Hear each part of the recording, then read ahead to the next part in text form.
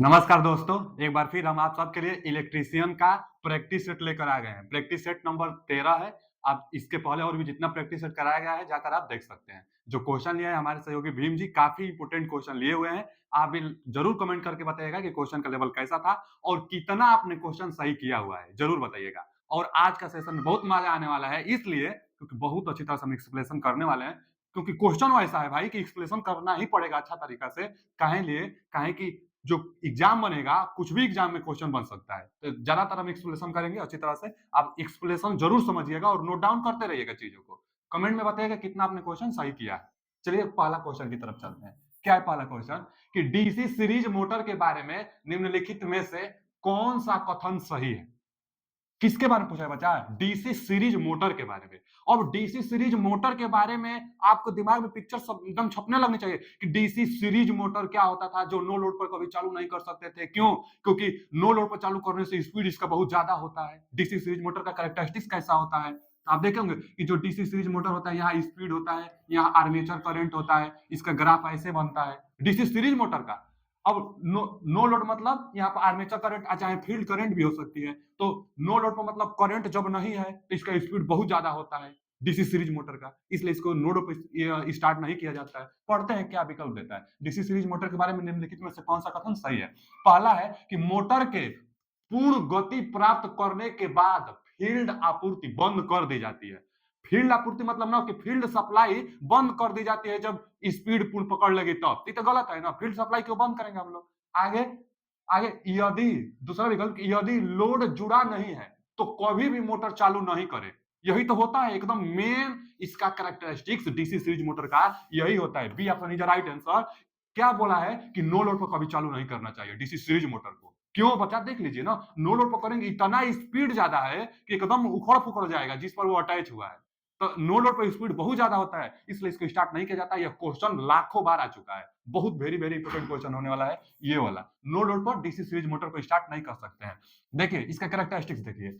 DC series जो motor होता है इसका कैरेक्टरिस्टिक्स यही था, स्पीड वाला था। और यहाँ पर आर्मेचर करंट लीजिए चाहे फील्ड करंट लीजिए, इसमें ग्राफ भी कई बार दे देता है चाहे पूछने लगता है। यहाँ से सवाल तो पूछेगा ही कि नो लोड पर स्पीड किसका हाई होगा, तो डीसी सीरीज मोटर का होगा। आगे देखिए यहाँ पर स्पीड और टार्क। अच्छा ये बच्चा रिलेशन इनमें पूछ लेता है, जो स्पीड और टार्क में रिलेशन क्या होता है? तो देख लीजिए, स्पीड टार्क के व्युत्क्रमानुपाती तो होता ही है, प्लस में वो भी अंडर रूट में। माने टी के पावर 1/2 भी देता है। जो स्पीड होता है ना 1 में टी के पावर 1/2, 1/2 क्योंकि अंडर रूट हटेगा तो 1/2 पावर लगता है। तो स्पीड जो होता है टार्क के 1/2 पावर पर लगता है, तो यहाँ 1/2 पावर देगा और नहीं तो अंडर रूट लगा देगा। स्पीड देख लीजिएगा, कैरेक्टरिस्टिक्स एकदम सेम बनता है क्योंकि व्युत्क्रमानुपाती है। और यहाँ भी व्युत्क्रमानुपाती है, इसलिए इसका कैरेक्टरिस्टिक्स ऐसे। व्युत्क्रमानुपाती का कैरेक्टरिस्टिक्स हमेशा ऐसे बनता है। जो ग्राफ बनता है इस ग्राफ को हम लोग नाम देते हैं rectangular hyperbola. Rectangular hyperbola, rectangular जो पैराबोला हाइपरबोला ये सब जो पढ़ाई जाती है मैथ में, इस ग्राफ का नाम है रेक्टेंगुलर हाइपरबोला। अच्छा, दोनों का सेम कैरेक्टरिस्टिक्स। क्यों? क्योंकि स्पीड और टार्क व्युत्क्रमानुपाती होता है। स्पीड और लोड करंट चाहे आर्मेचर करंट फील्ड करंट व्युत्क्रमानुपाती होता है इसलिए। और यहाँ टार्क में बना हुआ है और आर्मेचर करंट में बना हुआ है।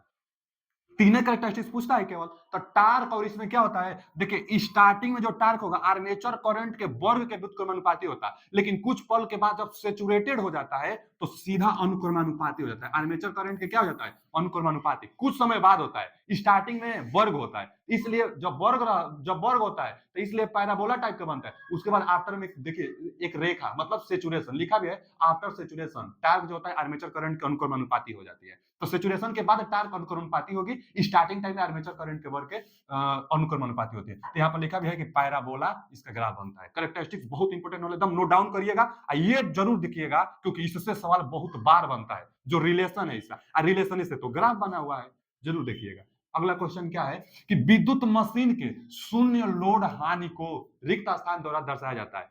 दिया है विद्युत मशीन मतलब इलेक्ट्रिकल मशीन में शून्य लोड हानि मतलब नो लोड हानि। तो इलेक्ट्रिकल मशीन में नो लोड हानि, नो लोड कैरेक्टरिस्टिक्स हम लोग दो जगह बनाए थे। एक तो 3 फेज जो इंडक्शन मोटर था वहां पर नो लोड कैरेक्टरिस्टिक्स बनाए थे, और एक ट्रांसफार्मर जो 2 वाइंडिंग ट्रांसफार्मर था उसमें भी हम लोग नो लोड कैरेक्टरिस्टिक्स बनाए थे।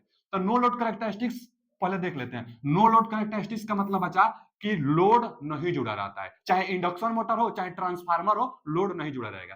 तो इसका ग्राफ कैसे, यहां से V1 सप्लाई देंगे और यहां से आप खुद सोचिए बच्चा कि जब ट्रांसफार्मर के लिए हम बता रहे हैं, जब ट्रांसफार्मर था उसको प्राइमरी वाइंडिंग में सप्लाई देते हैं, लोड नहीं जुड़ा है, माने सेकेंडरी साइड ओपन है, प्राइमरी साइड में सप्लाई दे रहे हैं, तो कुछ करंट जाता है जिसको नो लोड करंट कहते हैं। क्यों कुछ करंट जाता है? क्योंकि प्राइमरी बाइंडिंग में आप सप्लाई दिए हैं, तो जो कोर है, कोर तो मैग्नेटाइज होगा ना, तो कोर मैग्नेटाइज होने के लिए कुछ करंट लेता है। तो कोर मैग्नेटाइज होने के लिए तो यहां पर ना इंडक्टर हम बना दिए हैं, क्योंकि मैग्नेटाइज, इसलिए आईएम हम लिखे भी थे। आईएम मतलब मैग्नेटाइजिंग करंट लेगा, कोर मैग्नेटाइज होगा, भले सेकेंडरी साइड में सप्लाई नहीं जाएगी, लेकिन जो कोर है, कोर में सप्लाई जाएगा, तो मैग्नेटाइजिंग करंट लेगा। अच्छा, कुछ लॉसेस भी तो होगी, कुछ ना कुछ रेजिस्टेंस भी तो होता है, जो बाइंडिंग है, प्राइमरी बाइंडिंग है, उसका भी रेजिस्टेंस होगा, जो कोर है उसमें भी कुछ ना कुछ रेजिस्टेंस होगा, तो कुछ रेजिस्टेंस भी लॉसेस करेगा। मान लेते हैं, वो माना जाता है, काल्पनिक होता है, यह जो बनता है ना, यह काल्पनिक होता है, तो कुछ रेजिस्टेंस में भी लॉसेस होगी, तो यहां पर हम रेजिस्टेंस बना दिए, यहां पर रेजिस्टेंस। अच्छा, रेजिस्टेंस है तो यह वाटफुल कंपोनेंट है, मतलब वाटफुल कंपोनेंट का मतलब ना कि लॉसेस है, इसलिए आई डब्ल्यू मतलब लॉसेस के लिए धारा लिया हुआ है, और यह क्या है, आई मैग्नेटाइज, कोर मैग्नेटाइज करने के लिए धारा लिया हुआ है। दोनों को हम लोग बनाते थे कहां, पैरेलल में बनाते थे, जो सप्लाई वोल्टेज था उसका पैरेलल में नो लोड करंट, जो यह दोनों को मिलाकर हम लोग क्या कहते हैं बच्चा, no load current, I naught कहते हैं। आई नॉट मतलब नो लोड करंट, ट्रांसफार्मर के लिए है यह। हाँ, तो पूछा क्या है कि विद्युत मशीन में नो लोड हानि को दर्शाया जाता है, तो इससे दर्शाया जाता है, विकल्प पढ़ते हैं, निम्न मान वाले श्रेणी प्रतिरोध। अच्छा, प्रतिरोध, अब वो श्रेणी में बोल रहा है तो गलत बोल रहा है, हाई मान का होता है यह प्रतिरोध, क्योंकि लॉसेस ज्यादा होती है ना, लॉस रेजिस्टेंस में लॉसेस भाई ज्यादा ना होगा, रेजिस्टेंस है तो लॉसेस ज्यादा होगा, तो हाई मान का रेजिस्टेंस होता है, वो भी पैरेलल में होता है। उच्च मान वाले श्रेणी में, तो श्रेणी में तो होगा नहीं, पैरेलल में, सप्लाई के साथ पैरेलल में है। आगे, उच्च मान वाले समांतर में, ये सही है, सी ऑप्शन, उच्च मान वाले प्रतिरोध समांतर में जुड़ा हुआ है सप्लाई के साथ, किसमें, तो नो लोड कैरेक्टरिस्टिक्स में। अच्छा जी, निम्न मान वाले समांतर प्रतिरोध, तो निम्न मान वाले नहीं, C option is right answer. High मान वाला प्रतिरोध यह काल्पनिक ही होता है, पूछ देता है क्वेश्चन, काल्पनिक होता है कि रियल में, तो यह काल्पनिक होता है। अच्छा, नो लोड का कैरेक्टरिस्टिक्स है यह, नो लोड का यह ग्राफ है, तो नो लोड करंट कितना लेगा, पूछता है क्वेश्चन। तो ट्रांसफार्मर में नो लोड, जो आई नॉट है ना बच्चा, आई नॉट को नो लोड कहते हैं। ट्रांसफार्मर में जो नो लोड जाता है वह 0 से 5%, 0 से 5% तक, किसका, फुल लोड का। फुल लोड का मतलब यह हुआ कि अगर सेकेंडरी साइड में लोड होता तब जितना मैक्सिमम सप्लाई लेता उसका 5% नो लोड करंट होता है ट्रांसफार्मर के लिए। यह किसके लिए है बच्चा, लिख देते हैं ट्रांसफार्मर, यहां लिख देते हैं टीएफ। टीएफ मतलब ट्रांसफार्मर के लिए no load current 5%। Induction motor में भी हम लोग पढ़े थे, इंडक्शन मोटर एक रोटरी ट्रांसफार्मर होता है। पूछता है क्वेश्चन कि ये तो स्टैटिक ट्रांसफार्मर, स्टैटिक मतलब जिसमें रोटेटिंग पार्ट नहीं हो, तो ट्रांसफार्मर एक स्टैटिक डिवाइस है, लेकिन जो इंडक्शन मोटर था, इंडक्शन मोटर रोटरी ट्रांसफार्मर, क्योंकि वो अभी इंडक्शन, म्यूचुअल इंडक्टेंस के सिद्धांत पर काम करता था, ट्रांसफार्मर भी म्यूचुअल इंडक्टेंस के सिद्धांत पर काम करता था, इसलिए उसको रोटरी ट्रांसफार्मर हम लोग कहते हैं इंडक्शन मोटर को, क्योंकि वह रोटेटिंग पार्ट होता है इसमें। तो कितना होगा, देखिए यहाँ पर लिख देते हैं आईएम, आईएम का मतलब क्या समझिएगा बच्चा, इंडक्शन मोटर। तो इंडक्शन मोटर में नो लोड करंट कितना होता है, तो फुल लोड करंट का 30 से 35% तक, अब जो भी ऑप्शन में दे, 30 से 35% तक होता है, किसका, तो फुल लोड करंट का। फुल लोड जो करंट होगी, फुल लोड जो करंट होगा उसका 30 से 35% नो लोड करंट होता है इंडक्शन मोटर में, और ट्रांसफार्मर में मात्र 0 से 5% होता है नो लोड करंट। तो यहां पर C option is right answer. चलिए आगे चलते हैं, सब क्वेश्चन पूछता है, जितना आप बोर्ड पर लिख रहे हैं क्वेश्चन एकदम पूछा हुआ ही है क्वेश्चन, बस इतना समझिए। आगे, किसी दो बाइंडिंग ट्रांसफार्मर के प्राथमिक व द्वितीयक प्रेरित ईएमएफ E1 और E2 हमेशा होते हैं। फिर आ गया ट्रांसफार्मर से, टू बाइंडिंग ट्रांसफार्मर से। अच्छा, E1 और E2, यह E1 और E2 क्या है, याद आ रहा है आपको, इंड्यूज ईएमएफ है। E1 प्राइमरी साइड में इंड्यूज ईएमएफ, E2 क्या है, सेकेंडरी साइड में इंड्यूज ईएमएफ। तो इसका देखिए एक ग्राफ आता है, एक ग्राफ समझिए, यहां से आप 10 क्वेश्चन बनाएंगे, बस एक ग्राफ समझ लीजिए। कौन सा ग्राफ, तो देखिए यह जो होता है फ्लक्स होता है, जो हम लोग सप्लाई देते हैं, तो सप्लाई देगा और अल्टरनेटिव करंट देगा ना सप्लाई, और में एम्पियर में जो करंट हम लोग देते हैं, जो धारा जाएगी, तो उसमें कुछ फ्लक्स भी होगा, तो वही फ्लक्स है, सप्लाई का फ्लक्स है, बस ये समझिए, जो सप्लाई दे रहे हैं उसका ये फ्लक्स होता है। आगे जो वोल्टेज होता है वह V1 वोल्टेज है, वोल्टेज देंगे तो करंट फ्लक्स घुस जाएगा, तो दोनों एक दूसरे से 90 अंश पर होते हैं। फ्लक्स और वोल्टेज एक दूसरे से 90 अंश होते हैं। तो यह प्राइमरी साइड का वोल्टेज है जो दिए हैं, और यह फ्लक्स होता है जो साइनसोइडल फ्लक्स है। अब यहां से कैरेक्टरिस्टिक्स देखिए, एक नो लोड करंट आता है ट्रांसफार्मर में, नो लोड करंट। तो ट्रांसफार्मर में जो नो लोड करंट आता है वह कहां आता है बच्चा? यही तो है आई नॉट। आई नॉट कौन सा? ये वाला आई नॉट है। अच्छा, ये वाला आई नॉट है, तो ये वाला क्या है? तो ये वाला है ना वाटफुल कंपोनेंट, जो अभी था, जो करेक्टरिस्टिक्स हम ट्रांसफार्मर बनाए थे वाटफुल कंपोनेंट, और यहां पर हम बनाए थे क्या? Magnetising component. जो मैग्नेटाइजिंग यहां होना चाहिए। मैग्नेटाइजिंग जो होता है 90 अंश होता है सप्लाई वोल्टेज से, तो यहां मैग्नेटाइजिंग, और यह क्या है? यह वाटफुल है, क्योंकि वाटफुल सप्लाई वोल्टेज के, वाटफुल किस में आता है? रेजिस्टेंस में आता है, और रेजिस्टेंस वोल्टेज के सेम फेज में होता है। रेजिस्टेंस में जो लॉसेस होगी वह वोल्टेज के सेम फेज में, मतलब करंट होगा। ये भी जानते रहिएगा, कोई रेजिस्टेंस है और रेजिस्टेंस में ना जो करंट आई एम्पियर जाएगी और कुछ जो वोल्टेज मिला है, तो वोल्टेज और करंट दोनों सेम फेज में होता है। वोल्टेज करंट सेम फेज में रेजिस्टेंस में होता है। तो वाटफुल कंपोनेंट अभी बताया कि रेजिस्टेंस में होता है, इसलिए वोल्टेज के सेम फेज में। तो यह करंट है, आईडब्ल्यू एक करंट है, इसलिए वोल्टेज के सेम फेज में। और जो इंडक्टर होता है, इंडक्टर का कैरेक्टरिस्टिक्स बनाते थे, तो जो वोल्टेज होगा ना, जैसे यह वोल्टेज का ग्राफ है, तो यहाँ जो करंट होता है 90 डिग्री पीछे होता है। इंडक्टर में करंट 90 डिग्री पीछे, और कैपेसिटर में करंट 90 डिग्री आगे, रजिस्टर में करंट वोल्टेज के सेम फेज में। यह तीनों फेज से रिलेटेड भी जानना होगा आपको, बहुत क्वेश्चन है, तो बेसिक है कि रजिस्टर में वोल्टेज और करंट सेम फेज में, इंडक्टर में वोल्टेज से करंट 90 डिग्री पीछे, और कैपेसिटर में करंट 90 डिग्री आगे लीड करता है, करंट लीड करता है, इंडक्टर में करंट लैग करता है, और सेम फेज में होता है रजिस्टर में। तो यहां देखिए कैरेक्टरिस्टिक्स कैसे बनता है। सप्लाई वोल्टेज के सेम फेज में करंट होगा, रेजिस्टेंस है इसलिए रेजिस्टेंस में सेम फेज में वोल्टेज के। आइए हम मैग्नेटाइजिंग करंट है, मैग्नेटाइज हो रही है, तो 90 डिग्री V1 वोल्टेज से 90 डिग्री पीछे है, यह मैग्नेटाइजिंग करंट, क्योंकि मैग्नेटाइज कर रही है। अब यहां पर जो बनता है ना, इसी को हम लोग कहते हैं नो लोड, मतलब नो लोड पावर फैक्टर का angle. No load power factor angle यह है, क्यों? क्योंकि नो लोड करंट और वोल्टेज के बीच का जो एंगल होगा, नो लोड करंट और वोल्टेज के बीच का जो एंगल होगा, वही no load power factor angle होगा। इसका मान कितना होता है? तो no load power factor angle का मान 75 अंश के आसपास, 75 अंश के आसपास, 90। माने ये समझिए कि जो यह no load power factor angle होता है फाई नॉट, जो फाई नॉट होता है, इसका मान कितना होता है बच्चा? तो इसका मान होगा 75 अंश से ज्यादा और 90 अंश से कम होता है। तो पावर फैक्टर कितना निकल कर आएगा? तो पावर फैक्टर 10/2 पावर फैक्टर आता है। No load power factor 10/2, no load power factor angle 75 अंश के आसपास, 75 अंश से ज्यादा, 90 अंश से कम होता है no load power factor angle, और नो लोड पावर फैक्टर इतना होता है। आई नॉट का मान हम बता दें ट्रांसफार्मर के लिए लगभग में 5% होता है। अच्छा, जो इंड्यूस ईएमएफ होगा E1 और E2, तो E2 और E1 दोनों का दोनों सेम फेज में होता है, और सप्लाई वोल्टेज से 90 डिग्री, सप्लाई वोल्टेज से 180 डिग्री फेज पर, चाहे अपोजिट दिशा में। सप्लाई वोल्टेज से अपोजिट दिशा में इंड्यूस ईएमएफ हमेशा होते हैं, और E1 और E2 दोनों हमेशा सेम फेज में होते हैं। यही तो क्वेश्चन था कि प्रेरित ईएमएफ E1 और E2 हमेशा होते हैं, तब प्रेरित ईएमएफ E1 E2 हमेशा सेम फेज में होते हैं, हमेशा एक दूसरे के समान फेज में। ये आपका लीजिए राइट आंसर, E1 E2 हमेशा समान फेज में होते हैं। अच्छा, क्वेश्चन यह भी पूछता है सप्लाई वोल्टेज से प्रेरित ईएमएफ किस प्रकार फेज डिफरेंस में होता है? 180 डिग्री, क्योंकि सप्लाई वोल्टेज ये है, सप्लाई वोल्टेज से 180 डिग्री पर होता है, क्योंकि देखिए ना वो ऊपर में या नीचे में, यानी एक दूसरे से अपोजिट साइड में। तो A option is right answer. बहुत क्वेश्चन इस वाले से पूछता है, ग्राफ से पूछेगा, यहां से पूछेगा, कौन कौन सेम फेज में, इससे पूछेगा, तक ग्राफ जरूर बनाइएगा, बहुत इंपॉर्टेंट है। आगे क्या है? टैप चेंजर के बारे में पूछ रहा है कि ट्रांसफार्मर में टैप चेंजर का क्या कार्य होता है। टैप चेंजर का प्रयोग हम एक बार बहुत पहले एग्जाम दिए थे डीआरडीओ का, उसमें यह क्वेश्चन आया था कि टैप चेंजर कहां प्रयोग किया जाता है। टैप चेंजर हमेशा हाई वोल्टेज साइड में लगाई जाती है।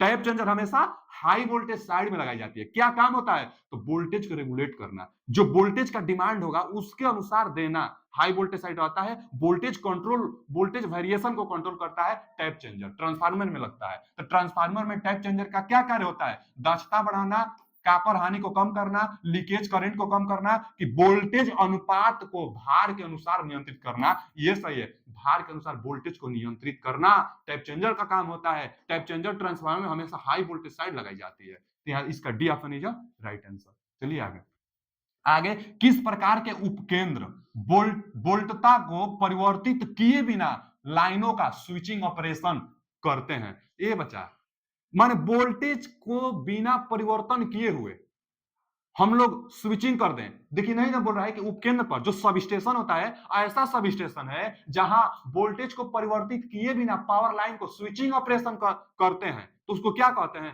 तो हम बताए थे एक ट्रांसपोजिशन के बारे में आपको। ट्रांसपोजिशन क्या होता है? जैसे मान लीजिए आर वाई बी 3 फेज आ रहा है, आर वाई बी 3 फेज आ रहा है, एक ऐसा सब स्टेशन होता है हमारे पास कि अब यहीं से ना इसका जो फेज है इसी को बदला जाता है। जैसे जैसे देखिए क्या किया जाता है ना कि इसको यहां भेज दिया जाता है, इसको यहां भेज दिया जाता है और इसको यहां भेज दिया जाता है। तो अब देखिए ये वाला कौन सा है? वाई, ये वाला है बी और ये आर नीचे आ गया, तो फेज डिफरेंस हो गया। फिर आगे भी चेंज कर दिया जाता है, फिर आगे भी ना इनका क्या किया जाता है? ट्रांसपोजिशन किया जाता है।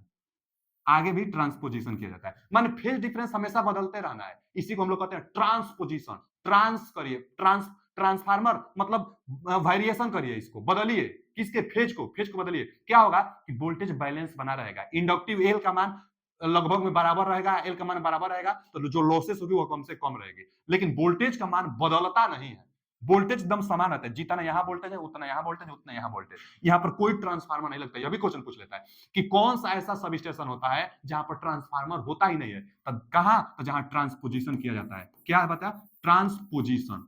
ट्रांसपोजिशन, जहां पर ट्रांसपोजिशन किया जाता है, जैसे यहां पर ट्रांसपोजिशन, यहां पर ट्रांसपोजिशन, यहां पर ट्रांसफार्मर नहीं होता है, इसलिए voltage step up step down नहीं होता है। वही पूछा है कि वोल्टेज को परिवर्तित किए बिना स्विचिंग ऑपरेशन कहां करेंगे? तो स्विचिंग उपकेंद्र को ही ट्रांसपोजिशन कहते हैं। तो ट्रांसपोजिशन पर स्विचिंग, जहां स्विच केवल बदली जाती है, केवल स्विचिंग की जाती है, स्विचिंग ऑपरेशन को हम लोग क्या कहते हैं? ट्रांसपोजिशन। तो यहाँ पर ए ऑप्शन राइट। अब आगे देख लिए, कन्वर्टिंग उपकेंद्र, ट्रांसफार्मर और सेकेंडरी, ये सब नहीं होगा, स्विचिंग उपकेंद्र होगा जहां पर स्विचिंग हम लोग करते हैं, ट्रांसपोजिशन करते हैं। A option is right answer. आगे क्या है कि volt ampere reactive, volt ampere reactive की एक इकाई है, माने किसका मात्रक है पूछा हुआ है। यूनिट, इकाई मतलब यूनिट, तो किसका मात्रक है? वोल्ट एम्पियर रिएक्टिव किसका मात्रक है? देखिए एक पावर एंगल आता है, उससे आप पावर से जो भी क्वेश्चन पूछेगा आप बना लेंगे। पावर एंगल क्या होता है? पावर एंगल ट्रेंगल, इसको हम लोग कहते हैं पावर एंगल ट्रेंगल। मतलब पावर फैक्टर से लेके एक ट्रेंगल बनाई जाती है, एक त्रिभुज बनाई जाती है, उस त्रिभुज को आप समझिए। तो पावर ट्रेंगल क्या होता है? यहां पर होता है एक्टिव पावर। क्या होता है बच्चा? Active power. एक्टिव पावर होता है यहां पर, यह एक्टिव पावर है। एक्टिव पावर मतलब जो रजिस्टिव के कारण लोड पावर निकलती है, जो रजिस्टिव के कारण, उसको एक्टिव पावर। जो इंडक्टिव और कैपेसिटिव के कारण पावर निकलता है उसको कहते हैं रिएक्टिव पावर, जो कि इससे हमेशा 90 अंश के एंगल पर होता है। तो यह क्या हो गया? रिएक्टिव पावर हो गया। Reactive power, reactive power, reactive power हमेशा 90, हाँ जी, एक्टिव पावर से हमेशा 90 अंश पर रहेगा रिएक्टिव पावर। एक्टिव पावर जो होता है इसमें रेजिस्टेंस के कारण जो पावर आती है, और रिएक्टिव पावर में एल चाहे सी, इंडक्टर चाहे कैपेसिटेंस के कारण जो पावर आएगी उसको रिएक्टिव पावर कहेंगे। दोनों का कॉम्बिनेशन, एक्टिव पावर और रिएक्टिव पावर का कॉम्बिनेशन जो निकल कर आता है उसको ऑपरेंट पावर कहते हैं। उसको क्या कहते हैं? Apparent power. Apparent, apparent power, apparent power को हिंदी में क्या कहते हैं? आभासी। हिंदी में भी हम लिख देते हैं, बहुत बच्चे होंगे जो हिंदी में समझते होंगे। आभासी, आभासी पावर। एक्टिव पावर को हम लोग सक्रिय चाहे वास्तविक, एक्टिव को क्या कहते हैं? सक्रिय अथवा वास्तविक कहते हैं। थोड़ा सा ऊपर बढ़ा लेते हैं, सक्रिय अथवा वास्तविक हम लोग कह सकते हैं। तो इसको लिख देते हैं सक्रिय। सक्रिय, सक्रिय पावर अथवा वास्तविक कई बार देता है, वास्तविक पावर यही होता है। तो सक्रिय अथवा वास्तविक पावर, इसको क्या कहते हैं हम लोग? रिएक्टिव पावर को। रिएक्टिव पावर को क्या कहते हैं? रिएक्टिव पावर को कहते हैं हम लोग, देखिए सक्रिय पावर, आभासी पावर, इसको एक्टिव पावर, फिर रिएक्टिव पावर को रिएक्टिव पावर देता है, एक रिएक्टिव पावर को रिएक्टिव पावर देता है, और नहीं तो काल्पनिक भी दे सकता है। लेकिन ऑपरेंट पावर जो होता है ना, यह आभासी और काल्पनिक ऑपरेंट पावर को भी कहते हैं। देख लीजिएगा इसका हिंदी, रिएक्टिव पावर ही, मतलब ज्यादातर रिएक्टिव पावर ही इसका देता है, चाहे काल्पनिक हो सकता है देता हो। ऑपरेंट पावर को आभासी पावर कहते हैं, तो सही है। अब देखिए यहाँ पावर ट्रायंगल बना रहे हैं ना, यह 90 अंश होता है रिएक्टिव पावर, इसको आर से डिनोट करते हैं, एक्टिव पावर को पी से डिनोट करते हैं, और ऑपरेंट पावर को ए से डिनोट करते हैं, चाहे क्यू से। कई बार इसको क्यू देता है, तो ए अथवा क्यू, ऑपरेंट पावर चाहे ए अथवा क्यू देगा। अब सुनिए, एक्टिव पावर का मात्रक वाट होता है। एक्टिव पावर का मात्रक वाट होता है, बहुत इंपॉर्टेंट है, इसको देखिएगा। एक्टिव पावर का मात्रक क्या होता है? वाट होता है, वाट। जो वाट आप पावर का मात्रक बताते हैं ना, वो एक्टिव पावर का। अच्छा, और ऑपरेंट पावर, ऑपरेंट पावर क्या बताते हैं? तो वोल्ट एम्पियर, वोल्ट एम्पियर। इसका खुद, इसका जो मात्रक होता है वोल्ट एम्पियर आप बताए जाते हैं, वोल्ट एम्पियर। इसका मात्रा वोल्ट एम्पियर रिएक्टिव, VAR इसका मात्रा क्या बताई जाती है, VAR, VAR उसका VA केवल वोल्ट एम्पियर, इसका वोल्ट एम्पियर रिएक्टिव और इसका वाट बताई जाती है, इसका वाट। P बराबर VI cos फाई, जो आप पढ़ते हैं ना, P बराबर VI cos फाई, वो इसका पढ़ते हैं। देखिए एक्टिव पावर का फॉर्मूला P बराबर VI cos फाई पढ़ते होंगे, 3 फेज के लिए कौन 3 लगा दिया जाता है। और रिएक्टिव पावर के लिए फॉर्मूला क्या पढ़ते हैं, रिएक्टिव पावर के लिए VI sin फाई पढ़ते हैं। क्वेश्चन यही वाला ज्यादा पूछता है फॉर्मूला, तो sin फाई अगर 3 फेज का है तो क्या कर्ण 3 लगा दिया जाता है, 3 फेज का है तब, यहाँ भी 3 फेज का है तब कर्ण 3 लगा दिया जाता है। तो यह रिएक्टिव पावर का VI sin फाई और एक्टिव पावर का VI cos फाई, और जो ऑपरेंट पावर होगा इन दोनों का कॉम्बिनेशन, इसलिए ऑपरेंट पावर में रजिस्टिव लोड भी आता है और कैपेसिटिव और इंडक्टिव दोनों लोड में, माने तीनों लोड किस में आएगा, ऑपरेंट पावर में। इसीलिए ट्रांसफार्मर की रेटिंग ऑपरेंट पावर में दी जाती है, यानी वोल्ट एम्पियर में दी जाती है। बड़ा करने के लिए केवीए लिख देता है कि ट्रांसफार्मर की रेटिंग केवीए में होता है। केवीए का मतलब किलो वोल्ट एम्पियर, तो किलो नहीं रहेगा, वोल्ट एम्पियर रहेगा। केवीए का मतलब किलो वोल्ट एम्पियर, तो वोल्ट एम्पियर ये ऑपरेंट पावर। तो ट्रांसफार्मर की रेटिंग इसीलिए इस पर रखी जाती है क्योंकि लोड रजिस्टिव भी आप लगा सकते हैं, इंडक्टिव भी, कैपेसिटिव, इसलिए ट्रांसफार्मर की रेटिंग। अच्छा, यहां से और सवाल क्या पूछता है, देखिए इसका जवाब तो आप बता ही देंगे। वोल्ट एम्पियर रिएक्टिव की इकाई क्या है, इसको पूछ रहा है। वोल्ट एम्पियर रिएक्टिव किसका इकाई है, रिएक्टिव पावर का। अब रिएक्टिव पावर किसको कहेंगे, काल्पनिक पावर को कहेंगे, माने काल्पनिक हिंदी देता है इसका, तो काल्पनिक पावर को रिएक्टिव पावर कहेंगे। आभासी इसको कहेंगे, अवास्तविक चाहे सक्रिय इसको कहेंगे। तो आप समझ लीजिए रिएक्टिव पावर का मात्रक होता है वोल्ट एम्पियर। इंग्लिश जरूर आप देखिएगा, हिंदी में गलत भी दे देता है कई बार। इंग्लिश माने किसी भी पेपर दीजिए, कोई भी पेपर दीजिए, किसी भी एग्जाम का दीजिए, इंग्लिश हमेशा सत्य होता है, तो इंग्लिश में जरूर चेक करते रहिएगा। हिंदी हिंदी हमेशा सत्य नहीं होता है, कहीं कहीं उसका हिंदी जो मीनिंग करेगा वो गलत कर देता है। अच्छा, यहां से और क्या पूछ लेगा, पावर फैक्टर के लिए पूछता है। देखिए कास फाई को हम लोग क्या कहते हैं बच्चा, पावर फैक्टर कहते हैं, और इसके लिए फॉर्मूला एक्टिव पावर बटा में ऑपरेंट पावर। अच्छा आप बताइए, कास थीटा बराबर आधार बटा कोण कहते हैं ना, कास थीटा बराबर आधार बटा कोण, तो आधार क्या है, एक्टिव पावर। यहाँ अगर फाई रहता है, यही फाई रहता है, तो कास कास थीटा बराबर आधार बटा कोण, तो आधार active power, active power, active power, अब बटा में आधार बटा में कौन, ऑपरेंट पावर, तो यहाँ क्यू लिख दे रहे हैं, क्यू।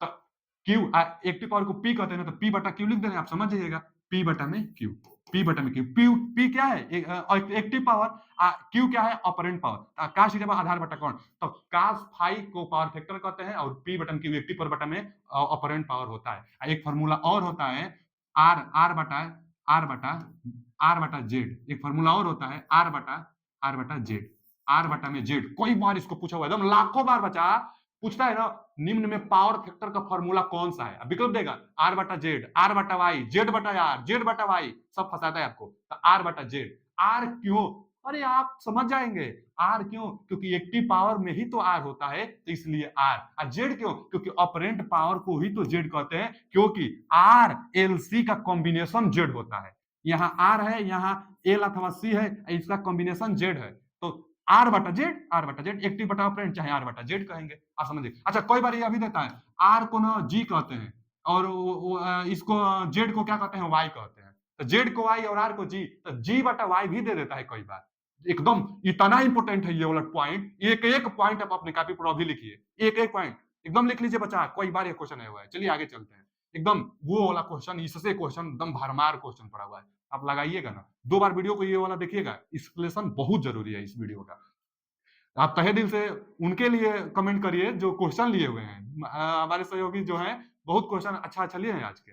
चलिए पहला क्वेश्चन क्या है, पहला क्वेश्चन है कि एक डीसी शंट जनित, हाँ डीसी शंट जनित्र मतलब जनरेटर, जनरेटर से क्वेश्चन है। एक डीसी शंट जनित्र 200 वोल्ट की टर्मिनल वोल्टता के साथ पूर्ण भार पर 22 एम्पीयर की आर्मेचर धारा प्रदान करता है। यदि क्षेत्र धारा 2 एम्पीयर है तो भार शक्ति कितना है।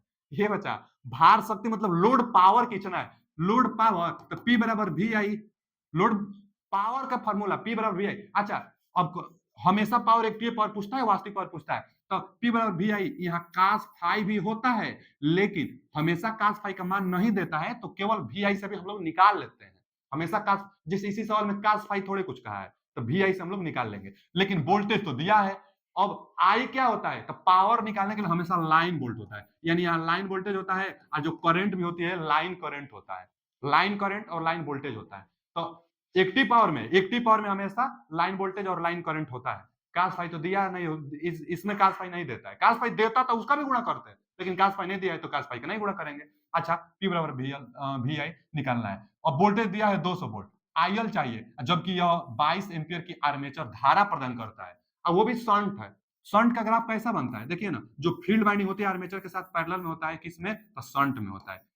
अब यहाँ से क्या है, यहाँ जनरेटर है, तो यहाँ हम लोग क्या करेंगे, यहाँ लोड को जोड़ेंगे। यह क्या है, लोड है, लोड को हम लोग जोड़ने वाले हैं, यहाँ लोड को जोड़ेंगे। अब लोड को कितना करंट जाएगा, यही है आर्मेचर। शंट, पहले तो यह शंट जनरेटर है, शंट जनरेटर से जो करंट उत्पन्न होगी यह जो होता है आर्मेचर करंट उत्पन्न होता है। आर्मेचर करंट का पूरा चला जाएगा, नहीं नहीं नहीं, कुछ फील्ड करंट में जाती है और उसके बाद जो बचता है उधर जाता है। तब फील्ड करंट में भी दिया है, यदि क्षेत्र धारा 2 एम्पियर, यानी यहाँ 2 एम्पियर दिया है और इसको भी दिया है, इसका मान कितना दिया है बच्चा, आइए देखिए ना, 22 एम्पियर की आर्मेचर धारा यहाँ दिया है, 22 एम्पियर, 22 एम्पियर की आर्मेचर धारा और 2 एम्पियर की फील्ड धारा, यानी इधर जा रहा है 2 एम्पियर, तो जो बच जाएगा उधर जाएगा। तो 22 में से 2 घटा दीजिए, 20 एम्पियर इधर जाएगा, 20 एम्पियर करंट लोड के पास जाएगा। और लोडे वाला तो हम लोग को चाहिए था लाइन करंट, तो निकाल दीजिए। वोल्टेज 200, वोल्टेज 200 जा रहा है कि एक डीसी शंट जनित 200 वोल्ट की टर्मिनल वोल्टेज माने यहाँ का वोल्टेज,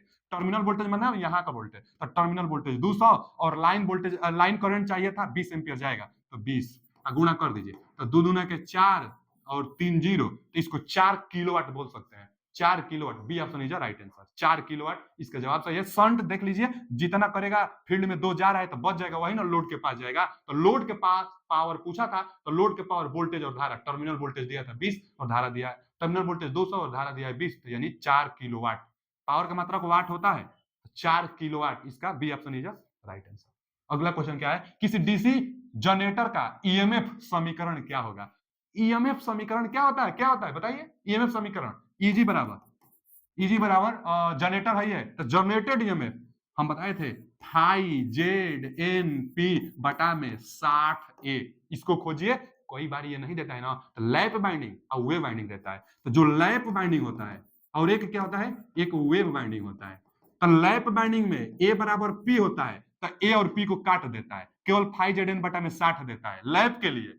इसके लिए कहता है वेव बाइंडिंग के लिए ए बराबर 2 होता है, तो एक जगह पर 2 रख 120 दे देता है, एक जगह पर 2 रख देगा तो 120 दे देगा। तो वेव बाइंडिंग कहेगा तब देगा, लैप बाइंडिंग कहेगा ना तो ए और पी काट देगा, क्योंकि दोनों बराबर होता है, बस इतना देगा। कुछ नहीं कहेगा तो ये वाला खोजिएगा, तो यहाँ ना लैप कहा है ना वेव कहा है, यानी ये वाला, तो फाइव जेड एनपी बटा में 60 है, तो 60 है, एक ही में है और कहीं नहीं है, फाइव जेड एनपी है, ये ऑप्शन इज राइट आंसर। चलिए आगे चलो। यह जनरेटर था तो ये फॉर्मूला, अगर मोटर होता ना डीसी मोटर, तो उसमें बैक ईएमएफ बनता है, जिसको काउंटर ईएमएफ कहते हैं, जो सप्लाई वोल्टेज का विरोध करता है, तो बैक ईएमएफ के लिए यही फॉर्मूला बनता है। चलिए आगे चलते हैं। अगला क्वेश्चन क्या है कि एक एसी रिले जब डीसी आपूर्ति से जुड़ा होता है तो खाली स्थान है। अच्छा, एसी रिले जब डीसी आपूर्ति से जुड़ा है, तो एसी जो रिले होता है डीसी आपूर्ति से जुड़ा होता है।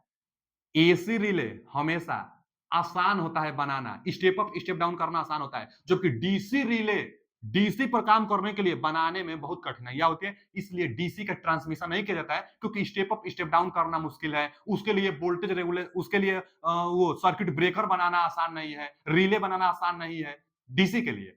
अगर बाय द वे एसी को डीसी सप्लाई दे दिया जाए तब क्या होगा, तो एसी सप्लाई हमेशा हाई करंट का डिमांड करता है, तो अगर डीसी दे देंगे तो करंट ज्यादा लेगा, डीसी सप्लाई देंगे एसी रिले को तो करंट ज्यादा लेगा और क्वाइल भी जल सकती है। ऑप्शन पढ़ते हैं, एक एसी रिले जब डीसी आपूर्ति से जुड़ा होता है तो पहला दिया है अधिक धारा लेगी, ये बात एकदम सही कह रहा है, एसी को डीसी से जोड़ेंगे ना तो अधिक धारा लेगी और परिणाम स्वरूप कुंडली जल जाएगी, एकदम सही बोला है कि जो एसी रिले होता है अगर डीसी दे देंगे तो वो जल भी सकती है, क्योंकि करंट का डिमांड ज्यादा करने लगता है, तो करंट ज्यादा लेगा, कम धारा तो लेगा नहीं, सामान्य रूप से काम नहीं करेगा, और गुंजन ये सब गलत है, इसका A option is right answer, ज्यादा करंट लेगा। तो जो एसी होता है करंट क्या करता है बच्चा, ज्यादा लेता है।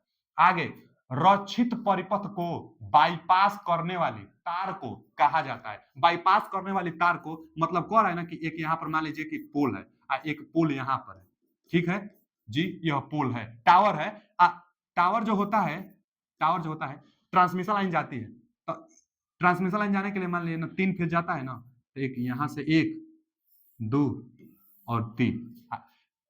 अब 3 फेज है तो चलिए अब यहां से और आगे भी तो भेजना है ट्रांसमिशन लाइन को, तो आगे ट्रांसमिशन लाइन को भेजने के लिए एक अलग से जंपर वायर का हम लोग क्या करते हैं, प्रयोग करते हैं। और उसके बाद फिर यहां से हम लोग आगे माने जो भी पोल होगा उसमें पोल को जोड़ के फिर आगे भेजते हैं, चाहे आगे जो भी ट्रांसमिशन लाइन होता है उसको आगे भेजते हैं। तो यही पूछ रहा है कि एक तार को दूसरे तार से जोड़ने के लिए जिस वायर का प्रयोग करते हैं उस वायर को क्या कहते हैं, तो जो यह वायर है यही जंपर वायर है। जंपर वायर, जंपर वायर यही है। बाईपास करने के लिए तार को क्या कहा जाता है, जंपर। बाईपास करने के लिए जंपर, जंपर वायर बहुत जगह आप देख सकते हैं, एक पोल से दूसरा पोल वायर को जब ले जाते हैं ना तो जंपर वायर से ही हम लोग अटैच करते हैं उसको, चाहे मोड़ ओड़ पर भी जंपर वायर से ही। तो जंपर वायर होता है जो पोल पर ट्रांसमिशन वायर को जोड़ता है। कौन सा ऑप्शन सही है, B option is right answer. Jumper wire बहुत बार पूछ लेता है जंपर वायर क्या होता है।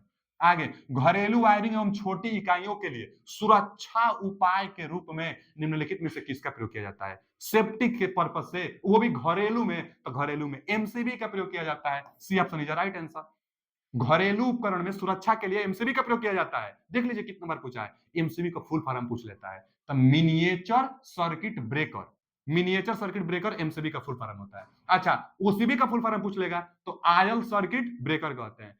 एसीबी का पूछ लेगा तो एयर सर्किट ब्रेकर कहते हैं। और एमसीसीबी का पूछ लेगा तो मोल्डेड केस सर्किट ब्रेकर, ये बहुत इंपोर्टेंट है बच्चा, इसका फुल फॉर्म। तो moulded case circuit breaker MCCB का फुल फॉर्म होता है, और एमसीबी का मिनिएचर सर्किट ब्रेकर जो घरेलू में 60 एम्पियर से 100 एम्पियर तक इसकी रेटिंग होती है घरेलू के लिए। तो इसका C option is right answer. अगला क्वेश्चन क्या है कि कौन सी डिवाइस पावर पल्स को विभक्त यांत्रिक गति, विभक्त मतलब ना जो डिस्क्रीट करे, रुक रुक के जो गति दे, डिस्क्रीट मैकेनिकल मूवमेंट, डिस्क्रीट मतलब जो कंटिन्यूअस ना रोटेशन करे, रुक रुक के जो रोटेशन, जैसे घड़ी में रोटेशन होता है, तो डिस्क्रीट मोमेंट परिवर्तित कर सकता है। कौन सा है, पावर पल्स। तो IGBT, power pulse transformer, thyristor और स्टेपर मोटर। इसका बी ऑप्शन इज राइट है। स्टेपर मोटर क्या करता है, घड़ी में प्रयोग स्टेपर मोटर। लैपटॉप के हार्ड डिस्क में जो प्रयोग होता है मोटर, स्टेपर मोटर क्या करता है, एक स्टेप वाइज उछलता है, एक स्टेप पर जाकर रुक जाता है। रिबोटिक्स में प्रयोग होने वाला मोटर स्टेपर मोटर, जो जिसमें दांतों की संख्या होती है और रुक रुक कर गति करता है। तो stepper motor is right answer, जो डिस्क्रीट मैकेनिकल मूवमेंट करता है, जो रुक रुक कर गति करता है। अगला क्वेश्चन क्या है कि निम्नलिखित में से कौन से सिंगल फेज मोटर उच्च पावर फैक्टर पर चलेगी। कौन सा सिंगल फेज है इंडक्शन मोटर जिसका पावर फैक्टर उच्च होता है, तो भैया जिसमें कैपेसिटर हमेशा लगातार जुड़ा रहेगा, capacitor run motor. Capacitor run motor जो होता है इसका उच्च पावर फैक्टर होता है हमेशा, लेकिन स्टार्टिंग टार्क ज्यादा किसका होगा, तो जिसमें स्टार्ट करने के लिए कैपेसिटर लगता है। तो कैपेसिटर स्टार्ट मोटर में स्टार्टिंग टार्क अच्छा होता है, लेकिन हमेशा रनिंग टार्क अच्छा इसमें होगा। तो और उच्च पावर फैक्टर भी होगा। तो सिंगल फेज मोटर उच्च पावर फैक्टर पर चलेगी, तो उच्च पावर फैक्टर पर चलेगा कैपेसिटर रन मोटर का, इसका स्टार्टिंग टार्क अच्छा होता है। शेडेड पोल मोटर यह दिया है, छादित मतलब शेडेड, तो शेडेड पोल का पावर फैक्टर सबसे कम होता है, सबसे खराब होता है, इसका रेटिंग सबसे कम होता है, खिलौना में इसका प्रयोग किया जाता है, इसका टार्क बहुत कम होता है, इसका एफिशिएंसी बहुत कम होता है, तो इसका पावर फैक्टर बहुत कम। अब विभक्त का तो उससे कम ही होगा, तो सबसे ज्यादा कैपेसिटर रन मोटर का पावर फैक्टर हमेशा होता है। आगे दिया गया चित्र दर्शाया गया है एक, अब पूछ रहा है कौन सा है मोटर, यह कौन सा मोटर है, तो हम लोग देख लेंगे कि जो रोटर है, जो रोटर है, रोटर का ब्रूस शॉर्ट सर्किट किया गया है। सिंगल फेज में एक ही मोटर था, रिपल्सन। रिपल्सन हिस्टोसिस तो होगा नहीं, स्टेपर होगा नहीं, संधारित्र स्टार्ट है नहीं, कैपेसिटर है नहीं, तो इसका कौन सा A option right answer. Repulsion मतलब प्रतिकर्षण मोटर। अच्छा, इसकी डायरेक्शन चेंज करने के लिए जो कार्बन ब्रूस का एक्सिस होगा इसी को चेंज करके इसका रोटेशन की दिशा हम लोग चेंज कर सकते हैं। तो यह रिपल्सन मोटर है जिसमें कार्बन ब्रूस को शार्ट किया जाता है। इसको रिपल्सन मोटर कई बार पूछ लेता है किसी भी तरह से, रिपल्सन मोटर को जरूर पढ़िएगा। इसका A option is right answer. चलिए आगे, अगला क्वेश्चन है कि 3 फेज इंडक्शन मोटर के लिए यदि यह नहीं चल रही है तो स्लिप का मान क्या होगा।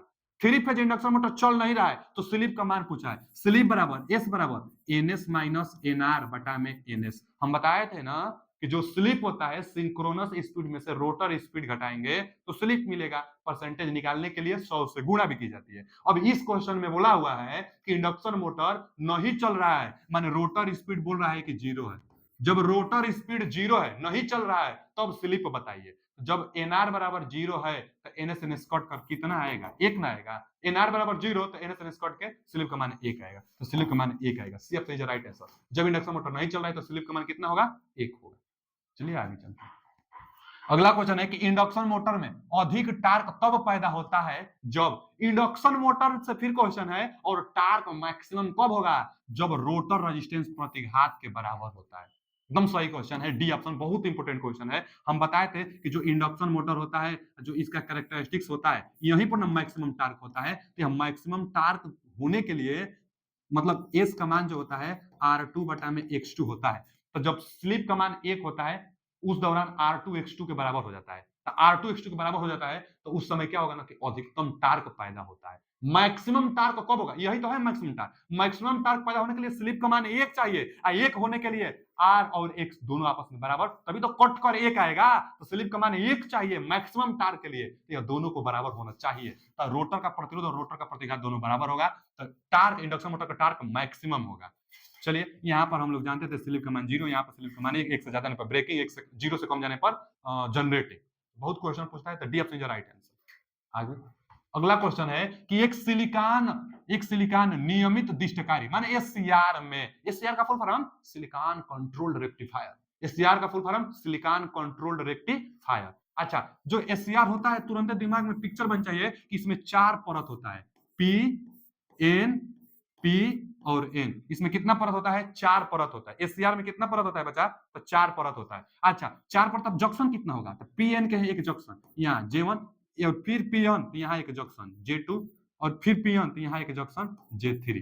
3 जंक्शन ना, 1 2 3, 3 जंक्शन बना। एक हम लोग जानते हैं यहाँ पर एक टर्मिनल होता है जिसको गेट टर्मिनल कहते हैं, और एक यहाँ पर क्या होता है एनोड होता है, और एक यहाँ पर क्या होता है कैथोड होता है। एनोड कैथोड और गेट एससीआर में होते हैं, 3 जंक्शन होता है, 4 लेयर होता है। क्या पूछा हुआ है पहले, एससीआर में होता है लेयर और जंक्शन से पूछा है, तो 3 जंक्शन सही है, 2 4 1 गलत। आ गया जंक्शन से सवाल आ गया कि 3 जंक्शन होगा और 4 लेयर होगा, तो A option is right answer SCR से। ठीक है जी, आगे चलिए। एससीआर के बाद आगे पूछा है कि निम्नलिखित में से कौन सा द्वि मतलब बाई डायरेक्शनल युक्ति है। बाई डायरेक्शनल ट्रायक होता है, इसमें ट्रायक बीजेटी यूनिडायरेक्शनल है, जीटीओ यूनिडायरेक्शनल है, एससीआर यूनिडायरेक्शनल है, ट्रायक दिया है। ट्रायक एक बाई डायरेक्शनल है, लाखों बार क्वेश्चन पूछ चुका है।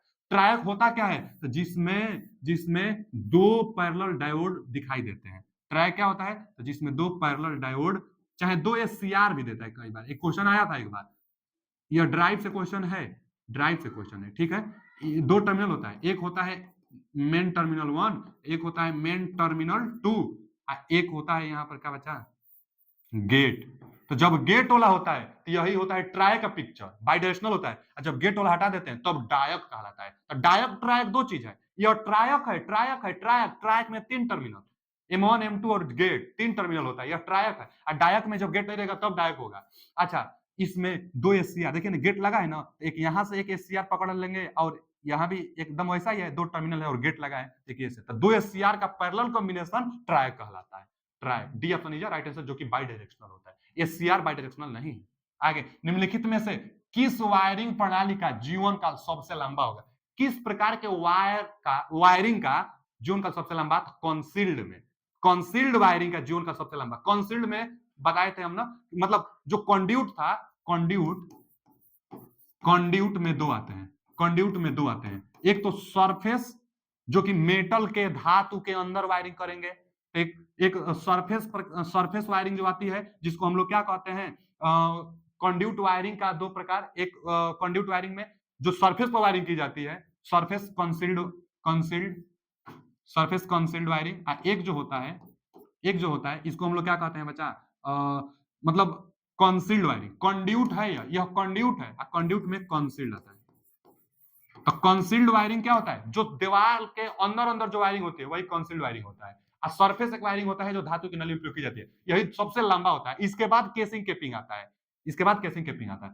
तो यहाँ सबसे लंबी देख लेंगे, कंड्यूट दिया है का, कंड्यूट कहीं नहीं दिया है। कंसील्ड दिया है का, कंसील्ड भी नहीं दिया है। और देख लेंगे सरफेस वायरिंग दिया है का, तो धातु नलिका वायरिंग, यही तो सरफेस वायरिंग होती है। फिर कास्ट बैटन पीवीसी और केसिंग केपिंग इसके बाद आएगा, कंड्यूट के बाद केसिंग केपिंग आएगा। तो केसिंग केपिंग से पहले दिया है धातु नलिका, यही तो है कि जो मेटल की नली पर प्रयोग की जाती है। तो सबसे लंबा जीवन काल इसका होगा ना धातु नलिका, मतलब जो सरफेस होगा, सरफेस पर किनारों किनारों से धातु का नली बिछाकर उसके अंदर से वायर हम लोग लगा देते हैं, तो इसका जीवन काल सबसे ज्यादा होगा। तो माइंड ऑफ सेंस भी कहता है कि हाँ A option is right answer. ये नहीं होता तब केसिंग केपिंग लगाते। चलिए आगे, अगला है कि आई रूल 1956 के अनुसार आई रूल 1956 के अनुसार प्रत्येक विद्युतमय चालक और भू संपर्कन के बीच 1 मिनट की अवधि के लिए लगाए गए 500 वोल्ट के वोल्टा पर मध्यम और निम्न वोल्टेज वाले इंसुलेशन का विद्युत प्रतिरोध कम से कम कितना होगा। हम तो कई बार क्वेश्चन है तो बताए क्या है कि इंसुलेशन प्रतिरोध की बात करें तो 1 मेगा ओम से कम नहीं होना चाहिए। और वही पूछा हुआ है कि आई रूल 1956 में बताया गया है कि कम से कम 500 वोल्ट हो, निम्न वोल्टेज और हाई वोल्टेज, तो उसके लिए इंसुलेशन का विद्युत प्रतिरोध कम से कम कितना होना चाहिए, 1 mega ohm. C option is right answer. 1 mega ohm से कम हमेशा, मतलब इंसुलेशन प्रतिरोध पूछेगा तो आप हमेशा बताइएगा कि 1 मेगा ओम से कम नहीं होना चाहिए। 1 मेगा ओम से कम नहीं होना चाहिए इंसुलेशन प्रतिरोध। आगे, अल्टरनेटर की स्टेटर बाइंडिंग की सुरक्षा के लिए किस रिले का प्रयोग किया जाता है। तो स्टेटर बाइंडिंग की सुरक्षा के लिए किस रिले का प्रयोग किया जाएगा, महो रिले ट्रांसमिशन लाइन में प्रयोग किया जाता है। लॉन्ग ट्रांसमिशन लाइन में महो रिले, दूरस्थ रिले होता नहीं। बुकुज रिले ट्रांसफार्मर में होता है। एक ही ऑप्शन बच गया, डिफरेंशियल रिले। विभेदी रिले को डिफरेंशियल रिले कहते हैं। डिफरेंशियल रिले अल्टरनेटर की स्टेटर बाइंडिंग, अगर अल्टरनेटर की आर्मेचर का होता तो ग्राउलर का प्रयोग करते हैं। आर्मेचर में ग्राउलर का और स्टेटर में डिफरेंशियल रिले का। तो C option is right answer. Buchholz relay transformer में आता है। अगला क्वेश्चन क्या है, अल्टरनेटर के किस प्रकार के घूर्णक निर्माण में प्रतिच्छेदित ध्रुव होते हैं। प्रतिच्छेदित ध्रुव का मतलब ना उभरा हुआ, उभरा हुआ किसमें होता है, तो सेलिएंट में। A option is right answer. देखिए क्या पूछ रहा है, हम बताए थे कि जो अल्टरनेटर होता है उसका 2 प्रकार से रोटर होता है। एक सेलिएंट टाइप होता है, सेलिएंट टाइप। अगर ढंग से बनाया जाए ना, इसको ढंग से बनाया जाए, देखिए ऐसे होता है, ऐसे होता है। और यहां पर क्या होता है, यहां पर ऐसे होता है। चलिए ऐसे ही हम समझा दे रहे हैं आपको, इसका जो कहा नाम है।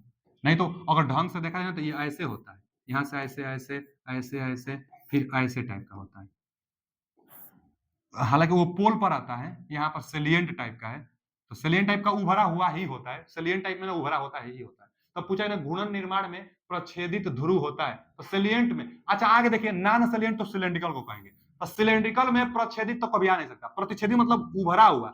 अच्छा, उभरा हुआ ऐसे भी हो सकता है थोड़ा सा, अथवा ऐसे भी आगे में ही भी हो सकता है। तो उभरा हुआ किस में होगा, उभरा हुआ मतलब कि थोड़ा सा ना जो मेन उसका किनारा है, मतलब क्या हो कि उभरा हुआ ऊपर में हो अथवा नीचे में हो, तो ये इसी में होगा सेलिएंट पोल में। सेलिएंट पोल का ऐसा ग्राफ बनेगा। बाकी बाकी नॉन सेलिएंट को सिलेंड्रिकल कहते हैं और ऐसे होता है। अच्छी और चिकना बेलनाकार, बेलनाकार में भी कैसे आ जाएगा उभरा हुआ, बेलनाकार में भी नहीं आएगा, नहीं अच्छी प्रकार तो होता ही नहीं है। और नॉन सेलिएंट को हम लोग सिलेंड्रिकल कहते हैं, तो सिलेंड्रिकल में आएगा नहीं। यकीन आप समझिएगा सेलिएंट में कि जो ध्रुव होगा, जो पोल होगा, प्रक्षेपित होगा। प्रक्षेपित का मतलब थोड़ा सा उभरा हुआ होगा। तो एक ही ऑप्शन है सेलिएंट में। अच्छा, सेलिएंट में पोलो की संख्या क्या होता है, ज्यादा होता है। पोलो की संख्या ज्यादा होने से इसका स्पीड कम होता है। तो ये सभी क्वेश्चन पूछता है। तो सेलिएंट ध्रुव में पोलो की संख्या ज्यादा होती है। पोलो की संख्या ज्यादा होने से स्पीड का मान क्या होता है, कम होता है। तो स्पीड कम किसका होता है, सेलिएंट ध्रुव का। और ज्यादा स्पीड किसका होगा, तो नॉन सेलिएंट का, मतलब सिलेंड्रिकल का। इसमें एयर ग्राफ जो होता है एक समान होता है, किसमें, नॉन सेलिएंट मतलब सिलेंड्रिकल में। इसका A option is right answer. Salient में जो ध्रुव होंगे उभरा हुआ ध्रुव होते हैं। आगे, तुल्यकालिक मोटर में शुरुआती बलाघूर्ण मतलब टार्क प्रदान करने के लिए, सिंक्रोनस मोटर में टार्क प्रदान करने के लिए और चाल मतलब हंटिंग प्रभाव को रोकने के लिए क्या प्रयोग किया जाता है, तो डैम्पर बाइंडिंग। हंटिंग को कम करने के लिए और तुल्यकालिक मोटर को स्टार्टिंग करने के लिए, बलाघूर्ण बनाने के लिए damper winding. C option is right answer. Damper winding का प्रयोग करते हैं। हंटिंग इफेक्ट जहां कम आ जाए, चाहे सिंक्रोनस मोटर को स्टार्ट करने के बाद आ जाए, तो डैम्पर बाइंडिंग। अब देखिए, पोनी मोटर का प्रयोग करना रिक्त स्थान के लिए एक स्टार्टिंग विधि है। तो यही synchronous motor, synchronous motor self started नहीं है। सिंक्रोनस मोटर को सेल्फ स्टार्टेड बनाने के लिए डैम्पर बाइंडिंग का प्रयोग करेंगे, जो उसी में बाइंडिंग कर दी जाती है। और नहीं तो अलग से भी उसके रोटर को घुमाई जाती है। तो अलग से रोटर को घुमाएंगे तो किससे घुमाएंगे, उसी को पोनी मोटर कहेंगे। पोनी मोटर मतलब एक्सटर्नली मोटर की सहायता से अल्टरनेटर के रोटर को आप रोटेट कराइए, उसके बाद उसको सेल्फ स्टार्टेड बनाई जाती है। तो पोनी मोटर इन्वर्सन मोटर को स्टार्ट कर, सिंक्रोनस मोटर को स्टार्ट करने के लिए। इसका D option is right answer. Inversion motor mixture में प्रयोग होता है, एसी-डीसी दोनों पर काम करता है। इसको बार-बार पूछता है तो जानते रहेंगे। तो पोनी मोटर सिंक्रोनस मोटर को स्टार्ट कराने के लिए है। अगला क्वेश्चन क्या है कि निम्नलिखित भागों में कौन सा भाग पोल कोर को यांत्रिक भार देता है। निम्नलिखित में कौन सा भाग पोल कोर, जो पोल कोर होता है ना, पोल शू, पोल कोर को यांत्रिक आधार देता है और चुंबकीय धारा को एक भाग के रूप में कार्य करता है। इसको हम लोग योक कहते हैं। देखिए जो योक होता है, यही तो जो योक है सबसे बाहर वाला, मोटर का सबसे बाहर वाला जो भाग होता है, इसी को हम लोग क्या कहते हैं? योक कहते हैं। इसी को योक कहते हैं, सबसे बाहर वाला। अब क्या होता है कि इसी पर क्या होता है? पोल शू होता है। पोल शू इसी पर होता है। आज जो मैग्नेटिक फील्ड लाइंस होती है, वह इसी से होकर, यह थोड़ा मोटा होता ही है, तो इसी पर हम लोग बाइंडिंग करते हैं, तो जो मैग्नेटिक फील्ड लाइंस बनेगी, तो इसी कोर की सहायता से पूरा होता है। यहाँ पर भी तो पोल होता है, तो कोर की सहायता से पूरा होता है। तो वही पूछा कि चुंबकीय धारा को भाग के रूप में कार्य करता है, चुंबकीय धारा के रूप में, चुंबकीय फ्लक्स के रूप में कार्य भी करता है, और कौन सा भाग? पोल कोर को यांत्रिक आधार देता है। तो योक जो होता है जो पोल कोर को यांत्रिक आधार देता है। तो योक इसका option B option is right answer. कितना आपने क्वेश्चन सही किया कमेंट में जरूर बताइए। क्वेश्चन कैसा लगा आपको ये भी बताइए। आगे कुछ दिन क्लासेस बढ़ाएं हो सकती है, आगे फिर मिलेंगे, बहुत जल्द मिलेंगे कंप्यूटर की क्लासेस लेकर। थैंक यू, धन्यवाद।